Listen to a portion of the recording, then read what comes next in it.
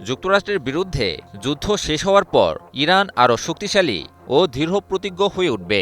বিশেষ একটি দিনে এমনই মন্তব্য করেছেন ইরানের একজন শীর্ষ কর্মকর্তা। তবে কি যুদ্ধই ইরানকে আরও শক্তিশালী করে তুলল? বাইরের বাধাই কি দেশটিকে অভ্যন্তরীণভাবে শক্তিশালী আর দৃঢ় প্রতিজ্ঞ করে তুলল? ইরান এবার বিশ্বজয়ের দিকে এগুবে?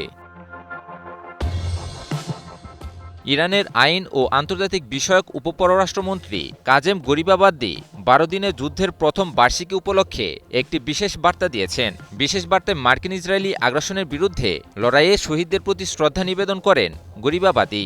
বার্তায় আগ্রাসনকারীদের বিরুদ্ধে লড়াইয়ে ইরান জয়ী হয়েছে বলেও মন্তব্য করেন তিনি। কাজেম গরিবাবাদি বলেন, শত্রুর বিরুদ্ধে দীর্ঘ লড়াইয়ের মাধ্যমে ইরান আগের চেয়ে আরও শক্তিশালী, আরও সচেতন এবং আরও দৃঢ় প্রতিজ্ঞ হয়ে উঠেছে। তিনি বলেন, ইরান কখনো পরাজিত হয়নি, বরং উজ্জ্বল বিজয় এবং আরও শক্তিশালী জাতীয় ইচ্ছাশক্তি নিয়ে আবির্ভূত হয়েছে। এ সময় গরিবাবাদী জায়নবাদী রাষ্ট্র ইসরায়েলের কড়া সমালোচনা করে বলেন, ইসরায়েল এমন একটি দেশ যারা অবৈধ উপায়ে ক্ষমতা খোঁজে। যুদ্ধের ময়দানের বীরত্বপূর্ণ লড়াইয়ে নামলে দেশটিকে আর খুঁজে পাওয়া যায় না। যুক্তরাষ্ট্রের ছায়া থেকে মিথ্যা বড়াই করে দেশটি। ইরান ইসরায়েলের মাঝে সংঘটিত গত বছরের ১২ দিনের যুদ্ধের কথা স্মরণ করে তিনি বলেন, ১২ দিনব্যাপী যুদ্ধটি ছিল ইরানের নতুন রূপে আবির্ভূত হওয়ার সূচনা। পাশাপাশি সাম্প্রতিক যুদ্ধের দিকে ইঙ্গিত দিয়ে তিনি বলেন, মার্কিন জায়নবাদী শক্তির বিরুদ্ধে লড়াইয়ের মাধ্যমে ইরান ইতিহাসের যে কোনো সময়ের চেয়ে অধিক শক্তিশালী রূপে আবির্ভূত হয়েছে। ইরানের এই শীর্ষ কূটনীতিক আরও বলেন, গত এক বছর ধরে ইরান সাহসিকতার সাথে এগিয়ে গেছে।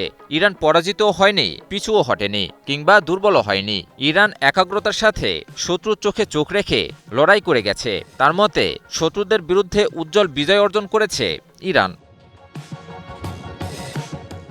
তিনি শহীদদের রক্তের ফল, সেনা সদস্য ও বিজ্ঞানীদের আত্মত্যাগ এবং শহীদ নেতার প্রজ্ঞাপূর্ণ নেতৃত্বকে এমন এক ইরানের ভিত্তি হিসেবে বর্ণনা করেছেন যা আজ পূর্বে যে কোনো সময়ের চেয়ে অধিক দৃঢ় এবং সংকল্পবদ্ধ।